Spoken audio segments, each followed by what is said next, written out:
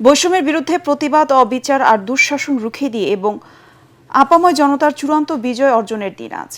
রাজধানীর শাহবাগ চত্বর থেকে কোটা সংস্কার আন্দোলনের মাধ্যমে শুরু হয় যে আন্দোলন, তারপরে রূপ নেয় গণ অভ্যুত্থানে।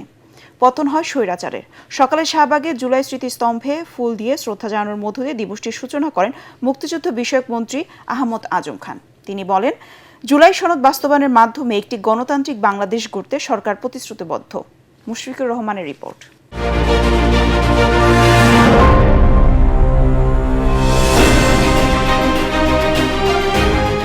কোটা সংস্কার আন্দোলন দিয়ে শুরু।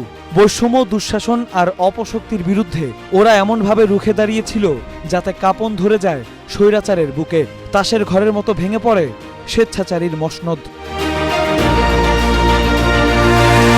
বৈষম্যহীন নতুন বাংলাদেশের স্বপ্ন বুকে নিয়ে পথ চলার আজ দ্বিতীয় বছর। সকাল থেকে ফুল হাতে জুলাই গণ অভ্যুত্থানের শহীদদের শ্রদ্ধা জানাতে শাহবাগের জুলাই স্মৃতিস্তম্ভে আসেন অনেকেই।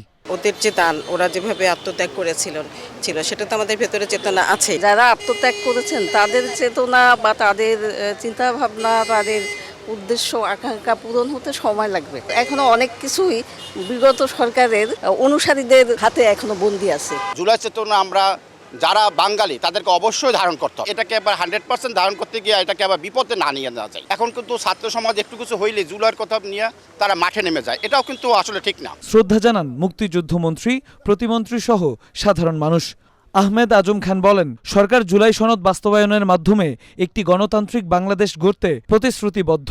কেউ যদি মনে করেন যে ওই ফ্যাসিবাদের মতোই আচরণ করে এই দেশটাকে দ্বিধা বিভক্ত করবেন, জনগণ মেনে নেবে না। জনগণ এখন সমৃদ্ধি চায়, গণতন্ত্র চায়, কথা বলার অধিকার প্রতিষ্ঠিত হয়েছে, তারা কথা বলতে চায়। এ সময় মুক্তিযুদ্ধ বিষয়ক প্রতিমন্ত্রী ইশরাক হোসেন বলেন, ক্যাম্পাসে যে অস্থিতিশীল পরিস্থিতি বিরাজ করছে তার পেছনে ফ্যাসিবাদী শক্তির ইন্ধন রয়েছে। যারা এখন দেশকে অস্থিতিশীল করতে চাচ্ছে তাদের সাথে পতিত স্বৈরাচারের কি কোনো ধরনের যোগাযোগের মাধ্যমে তারা একসাথে এই কাজটি করছে কিনা, যদি এই ধরনের কোনো ঘটনা ঘটে থাকে আমরা অবশ্যই সেটিকে মোকাবেলা করে বাংলাদেশকে তার অভিষ্ট লক্ষ্যে পৌঁছানোর জন্য কাজ করে যাব ইনশাআল্লাহ। নতুন বাংলাদেশে বিচারহীনতার সংস্কৃতি দূর করে সুশাসন প্রতিষ্ঠার আহ্বান জানান সাধারণ মানুষ। শাহবাগের এই চত্বর থেকে জুলাই বিপ্লবের শুরু। এরপর রাজপথে ঝরে গেছে কত শত প্রাণ, খালি হয়েছে শত মায়ের বুক। ছাত্র জনতার সাথে সাধারণ মানুষের অটুট ঐক্যই সেদিন এনে দিয়েছিল চূড়ান্ত বিজয়। এরপর নতুন বাংলাদেশ হয়েছে, তবে ভেঙেছে মুক্তির সেই ঐক্য। তবু ৩৬শে জুলাই ফিরে আসে আর মনে করিয়ে দেয় বৈষম্যহীন বাংলাদেশের জন্য আবু সাইদ, মুগ্ধদের মতো হাজারো মানুষের রাজপথে আত্মত্যাগের কথা।